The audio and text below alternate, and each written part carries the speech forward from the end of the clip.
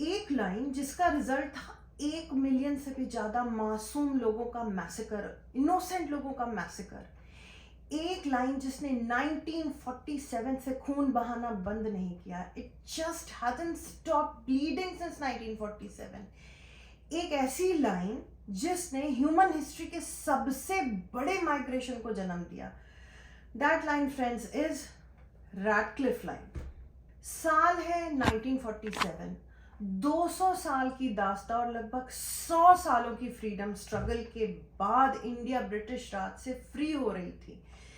Indian independence act आ रहा था जो रिप्लेस कर रहा था parliament of the United kingdom, जो कि स्टिपुलेट कर रहा था कि गवर्नेंस ऑफ ब्रिटिश खत्म होगी देश में 15 अगस्त को। ये एक्ट ये भी बोल रहा था कि देश बटेगा 2 सॉवरेन नेशन स्टेट्स में, as the union of India and the dominion of Pakistan. यानी जाने से पहले लिखित एक्ट हो गया कि देश बटेगा ही बटेगा। बट उससे भी शर्मनाक बात यह थी कि इस बंटवारे की लाइन कितनी, कब, कहां और कैसे खींचेगी ये भी ब्रिटिश हमारे लिए डिसाइड कर रहे थे और खींच के जाएंगे। उस समय शायद ही कुछ लोगों को ये समझ में आया होगा कि पार्टीशन क्या होगा और इसके क्या रिजल्ट्स होंगे। और इसके बाद होने वाला स्केल ऑफ माइग्रेशन ने सारी दुनिया की लीडरशिप को शॉक मिला दिया।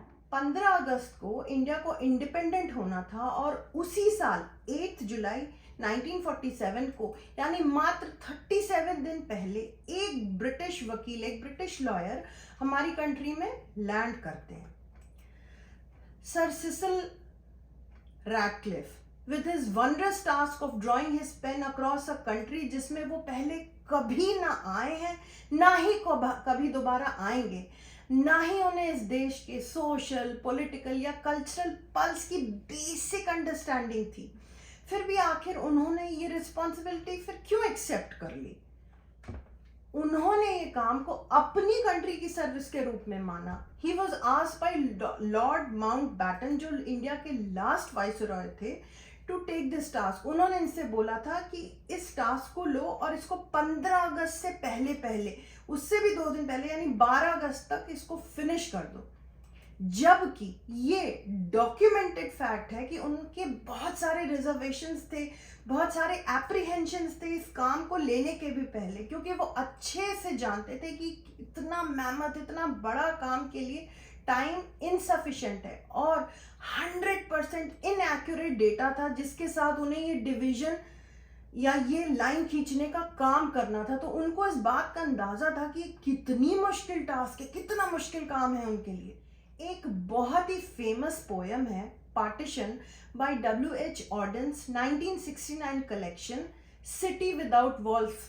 बहुत ही अच्छे से उन्होंने इस रैडक्लिफ लाइन की सच्चाई को इतनी बढ़िया से उन्होंने अपनी पोयम में पोर्ट्रे किया है।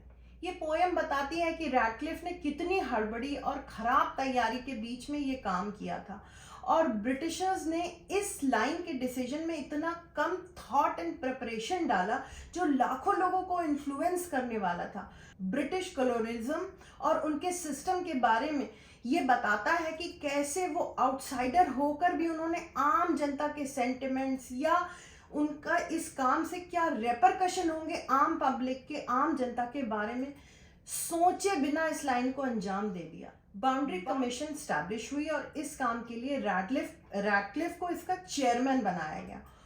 उन्हें 2 मुस्लिम और 2 हिंदू जजेस भी दिए गए फ्रॉम इंडिया, 2 इंडिया से और 2 पाकिस्तान से।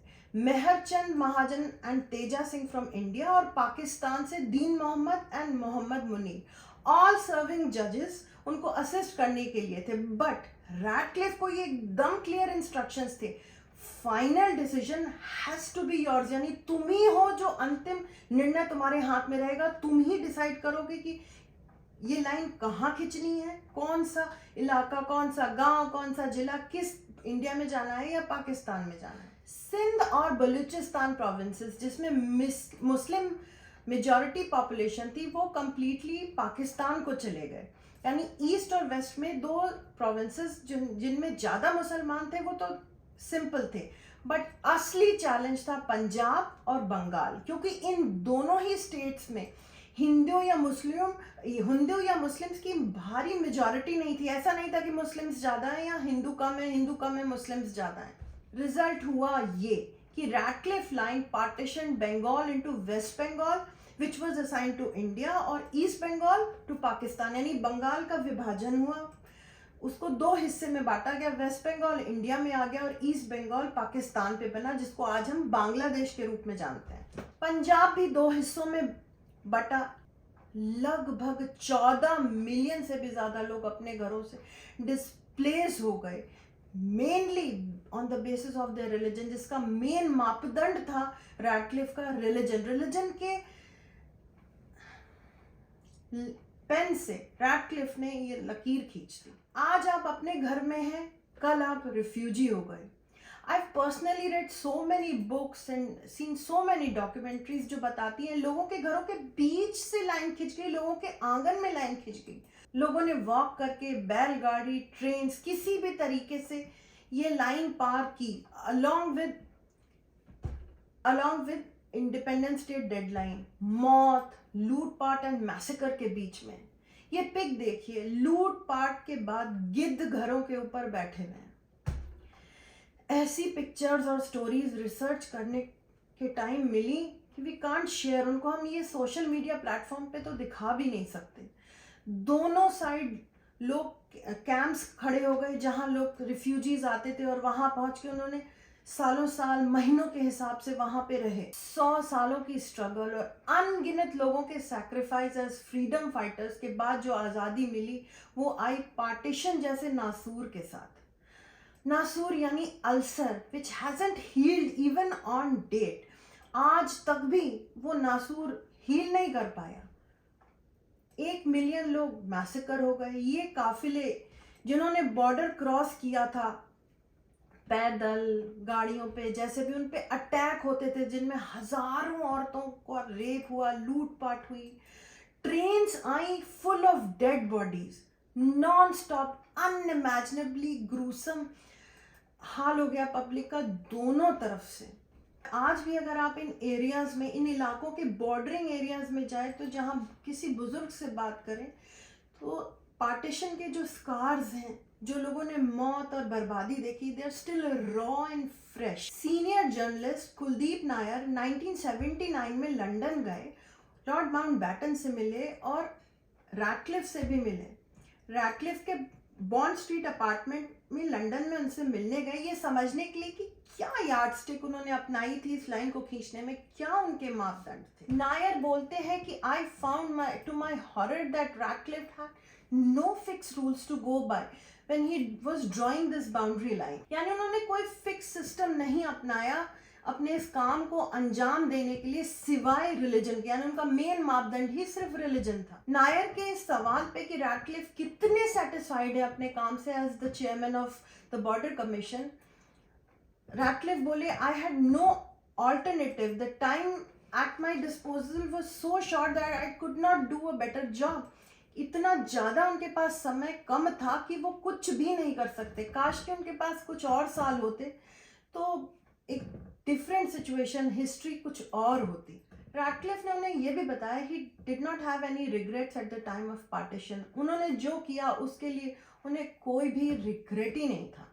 इसके अलावा रैटक्लिफ ने नायर को यह भी बताया कि जो बाकी के 4 मेंबर्स थे बाउंड्री कमीशन के, वो ज़्यादा हेल्पफुल नहीं थे इस काम में। दोनों साइड्स लड़ती रहती थी कि मैक्स टेरिटरी किसके पास आ जाए। ईस्ट बंगाल को जो रिप्रेजेंट करने वाले मेंबर थे वो एक दिन रात को प्राइवेटली रैटक्लिफ के पास आए और उनसे बोले कि उनकी फैमिली हर गर्मियों में छुट्टियां मनाने दार्जिलिंग जाती है और अगर दार्जिलिंग इंडिया में चला जाएगा तो उनको, उनकी फैमिली को वेकेशन करने में बहुत दिक्कत होगी, तो इसलिए हो सके तो उसको ईस्ट पाकिस्तान, जो कि आज बांग्लादेश है, उस पे कर दें।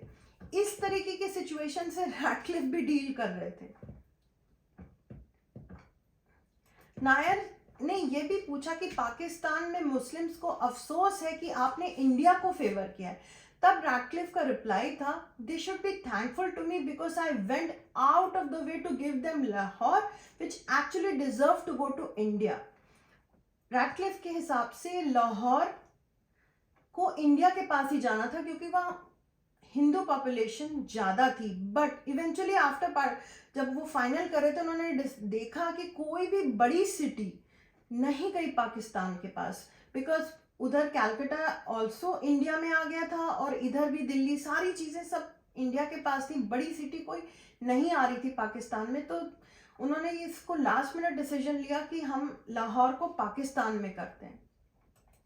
रैटक्लिफ बोलते हैं even otherwise I favoured the Muslims more than the Hindus. However Radcliffe was sorry कि 1 मिलियन जाने चली गई उनकी इस लाइन की वजह से। Radcliffe left India the day after he drew the line separating India and Pakistan, और वो कभी भी वापस ही नहीं आए इंडिया या इवन पाकिस्तान।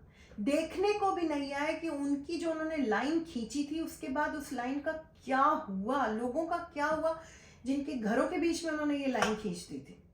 ये माना जाता है कि उन्होंने 3000 पाउंड की फ़ी जो उनको उनकी सरकार ने, ब्रिटिश गवर्नमेंट ने ऑफर करी थी, वो भी उन्होंने रिफ्यूज कर दी, एंड उसके बाद ही retired to a quiet life. On the other hand जो लाइन वो खींच के गए थे वो line hasn't been quiet since the time it was drawn. वो तो क्वाइटली रिटायर कर गए, बट वो लाइन नहीं क्वाइट हो पाई आज तक। जिस दिन से खिंची है आज भी दुनिया की one of the most volatile and sensitive location है। कई वॉर्स हुई हैं उस लाइन पे, एंड 75+ सालों के बाद भी this line bleeds and has gone from bad to worse, बद से बदतर हो गई है। 1947 से आज तक की हर जनरेशन का खून मांगती है ये लाइन, और न जाने कब तक आने वाली जनरेशन्स का खून मांगती रहेगी। आज इंडिया और पाकिस्तान दोनों ही देश न्यूक्लियर वेपन इक्विप्ड हैं। इंडियन मुस्लिम्स पे अक्सर पाकिस्तान के लिए सॉफ्ट कॉर्नर रखने का संदेह होता है, और पार्टीशन के बाद 1951 की पाकिस्तान की गवर्नमेंट रिपोर्ट के हिसाब से सिर्फ 1.8% मुस्लिम्स ही बचे। 1980 के बाद से पाकिस्तान के इस्लामाइजेशन के कारण तेजी से डिक्लाइन हो रहे हैं। ऑलमोस्ट 8 दशक बीत जाने के बाद भी 1 बिलियन से भी ज्यादा लोग इस रैटक्लिफ लाइन की ब्लडी शैडो में जी रहे हैं। अगर आपकी फैमिली भी इस पार्टीशन का शिकार थी, आपके भी पेरेंट्स, ग्रैंड पेरेंट्स उस पार से आए थे और उन्होंने क्या झेला पार्टीशन के टाइम, प्लीज कमेंट सेक्शन में बताइए, और बताइए आपको ये वीडियो कैसा लगा। इस पे कुछ और भी आपके पास फोटोज हों, कुछ कोई भी क्लिप्स हों जो आप हम सबके साथ शेयर करें, तो सभी को इससे अपनी हिस्ट्री के एक ऐसे दर्दनाक हिस्से का पता चलेगा जो बहुत ही पेनफुल है। I hope you like this video. चलिए मिलते हैं फिर अगले वीडियो में।